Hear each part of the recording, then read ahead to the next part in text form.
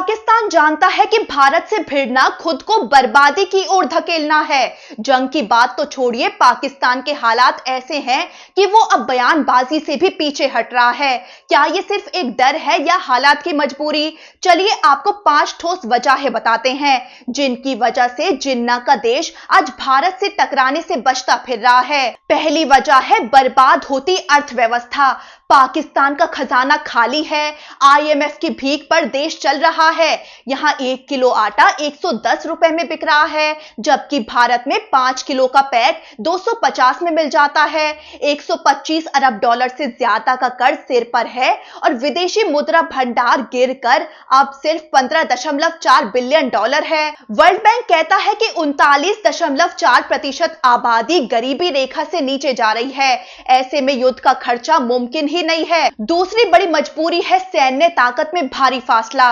भारत और पाकिस्तान के बीच सैन्य ताकत में अंतर इतना ज्यादा है कि कोई तुलना नहीं की जा सकती। भारत ने 2024 में 86.1 अरब डॉलर का डिफेंस बजट खर्च किया, जबकि पाकिस्तान सिर्फ 10.2 अरब डॉलर। भारत के पास 25 लाख सैनिक है, पाकिस्तान के पास 11 लाख। SIPRI के मुताबिक भारत का खर्च पाकिस्तान से 9 गुना ज्यादा है। तीसरी वजह है हथियारों में भारी अंतर। भारत के पास S-400, राफेल, MQ-9B ड्रोन और ब्रह्मोस जैसे एडवांस हथियार हैं। पाकिस्तान के पास ज्यादातर चीनी हथियार हैं, जिनकी विश्वसनीयता पर भी सवाल उठते रहे हैं। ग्लोबल फायर पावर इंडेक्स में भारत चौथे नंबर पर है और पाकिस्तान 12वें नंबर पर। यहां तक कि भारत के पास टैंक, मिसाइल और न्यूक्लियर वेपन्स की संख्या में भी बढ़त है। चौथी वजह है दुनिया में बदनामी। पाकिस्तान की इंटरनेशनल इमेज लगातार गिर रही है। अमेरिका के राष्ट्रपति जो बाइडेन ने इसे खतरनाक देश तक कह दिया था। चीन भी ट्रंप के टैरिफ वॉर से बचने के लिए अब भारत के साथ रिलेशन सुधारने के मूड में है।